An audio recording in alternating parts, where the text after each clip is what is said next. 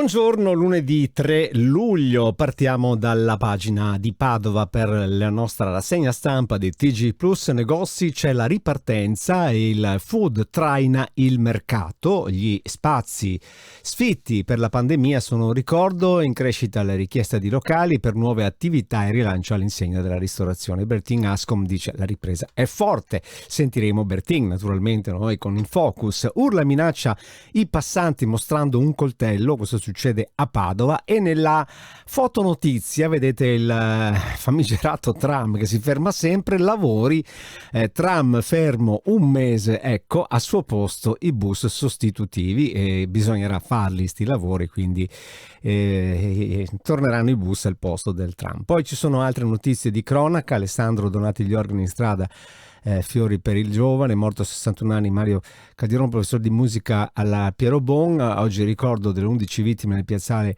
di Passafedaia. E avanti, qui si vedono anche altre notizie tipo la Marmolada un anno dopo, la montagna resti aperta, ma queste sono notizie che troviamo un po' anche sugli altri giornali. Mentre sul Gazzettino andiamo alla borsa della spesa, super aumenti, calano i costi di trasporti e produzioni, ma rincari fino al 46% negli alimentari, record pasta e gelati.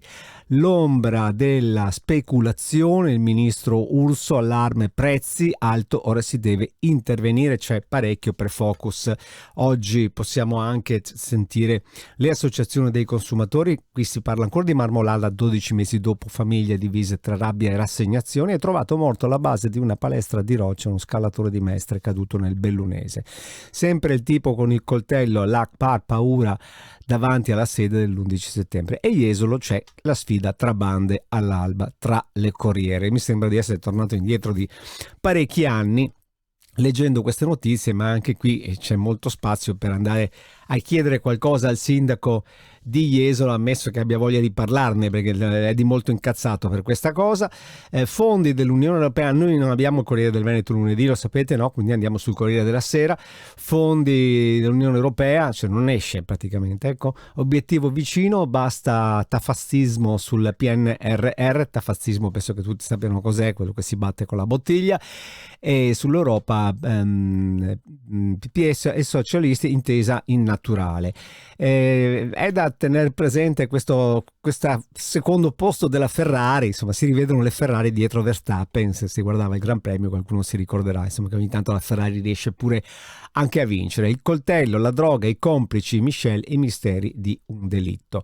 Andiamo sulla pagina di Padova della Notizie Plus e andiamo a vedere le recenti. Insomma, Albano Terme sorpreso alla guida dell'auto con un tasso alcolemico superiore ai limiti. CGA a giugno i veneti hanno pagato 5,1 miliardi di tasse. Piove di sacco in pizzeria con una pistola ad aria compressa, denunciato, e spotting premestruale quando contattare il ginecologo. Comunque entrando nella pagina vedete della nostra TG, della nostra Notizie Plus, potete trovare in base alla provincia, la vostra preferenza, trovate le notizie che più vi aggradano e poi naturalmente vengono inserite durante la giornata anche tutte le altre. Abbiamo concluso.